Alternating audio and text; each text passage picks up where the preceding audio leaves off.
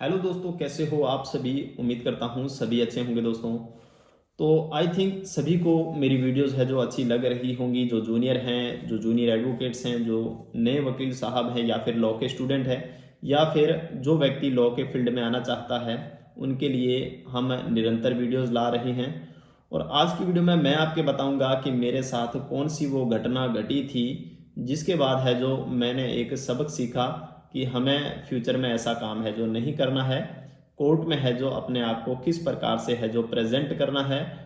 सारी जानकारी आज की इस वीडियो में मैं बताने वाला हूँ। यदि आप चैनल पर पहली बार आए हैं तो वीडियो को लाइक कर दें, नीचे लाल बटन दबाकर चैनल को सब्सक्राइब कर दें, अपने दोस्तों में भी शेयर कर दें। तो दोस्तों, हुआ क्या उस दिन की घटना कि मैं अपने सीनियर, यानी मैंने नया नया कोर्ट ज्वाइन किया और मुझे मेरे सीनियर लेके गए कोर्ट में।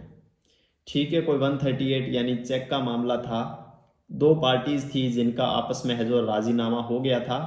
उसके बाद राजीनामा तो जैसे ही हमारे सीनियर ने परिवादी की ओर से, यानी जिसने चेक लगाया था उनकी ओर से, दूसरी पार्टी के खिलाफ है जो कोर्ट में है जो एक परिवाद दायर किया। और जैसे ही परिवाद दायर करते हैं तो उसके बाद दूसरी, यानी जो मुलजिमान होते हैं, उनके पास नोटिस जाता है कोर्ट का कि ठीक है भाई, आपके खिलाफ ऐसा ऐसा फला फला मुकदमा है, इसमें आप आकर जमानत करवाएं। तो उसके बाद उन दोनों पार्टी की आपस में बात हो गई कि भाई ठीक है, तू मेरे को मेरे पैसे दे दे और मैं है जो कोर्ट से मुकदमा उठा लूँगा, कोर्ट से परिवाद है जो उठा लूँगा। तो राजीनामा होने के बाद जो दूसरी पार्टी यानी मुलजिम की ओर से कोई भी वकील नहीं था, तो मुझे मेरे सीनियर ने कहा कि भाई तू इसमें बन जा वकील। तो उसी टाइम से मेरे तो रोंगटे खड़े हो गए, भाई अपने वकील बनेंगे इस पार्टी की ओर से तो क्या होगा फ्यूचर में, क्या होगा, फला फला सारा कुछ पता नहीं था, बिल्कुल जीरो से। तो फिर कहा चलो कोई नहीं, अब सीनियर ने कह ही दिया तो मना ही नहीं कर सकते थे। तो सीनियर ने कहा कि वकालतनामा लेकर आओ, मैं वकालतनामा लेकर आया। उसके बाद एक जो राजीनामा एप्लीकेशन जो हाथ से मेरे को कहा कि तू लिख, इसको तू ही लिखेगा, सब कुछ तू ही करेगा।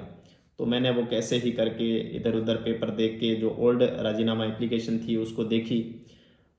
उसमें लिख दिया कि ठीक है, हमने है जो हमारा आपस का लेन देन हो गया है, हमने है जो पैसे इसको दे दिए हैं और इन फ्यूचर हम कोई कार्रवाई है जो नहीं करेंगे। तो उसके बाद सीनियर मुझे लेके गए कोर्ट में, दोनों पार्टीज भी आ गई। उसके बाद मजिस्ट्रेट जो जज साहब हैं उनके सामने है जो एप्लीकेशन रखी और वकालतनामा भी रख दिया। उसके बाद साहब ने पूछा भाई ठीक है, इनका राजीनामा हो गया है, तो दूसरी पार्टी की ओर से वकील कौन है, यानी मुलजिम की ओर से वकील कौन है। तो मेरे जो सीनियर थे उन्होंने मेरी तरफ इशारा करते हुए कहा कि सर ये है मेरे जूनियर हैं, हाल ही में इन्होंने अपना इनरोलमेंट करवाया है, ये हैं जो इन दूसरी पार्टी की ओर से वकील हैं। तो उस टाइम मेरे को पता नहीं था, मैंने एक जो डिज़ाइनदार शर्ट होती है पे बैजेस लगे, उसमें ऐसे होता है डिज़ाइनदार, वो लगे थे और डबल पॉकेट मेरी शर्ट थी। तो साहब कहते हैं कि भाई कहाँ से लग रहे हैं ये वकील साहब, ये तो वकील है ही नहीं, इनको पता ही नहीं है कोर्ट में कैसे आना है। कम से कम इनके पास मैनर्स तो होना चाहिए, इनको इतनी इतनी समझ होनी चाहिए कि कोर्ट में कैसे अपीयर होना चाहिए।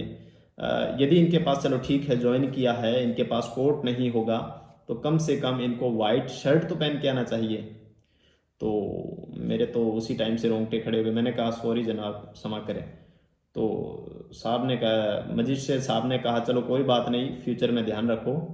और उसके बाद सीनियर, मेरे जो सीनियर थे उन्होंने कहा चलो ठीक है सर, वो साइन वगैरह करके हम बाहर आ गए, उनका राजीनामा हो गया।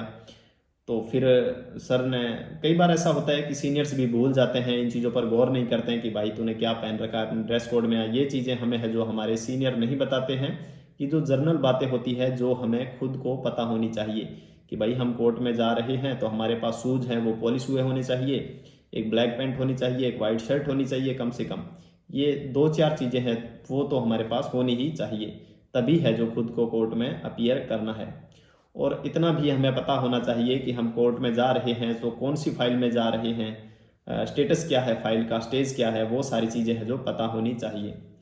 तो दोस्तों, कैसी लगी जानकारी कमेंट बॉक्स में ज़रूर बताना। और यदि आप भी जूनियर लॉयर हैं या फिर लॉ के स्टूडेंट हैं या फिर लॉ का वर्क सीखना चाहते हैं, एडवोकेसी के फील्ड में आना चाहते हैं और एक कामयाब अधिवक्ता बनना चाहते हैं, तो हमारा यूट्यूब चैनल सब्सक्राइब कर दें और बेल आइकॉन को भी दबा दें और वीडियो को लाइक कर दें।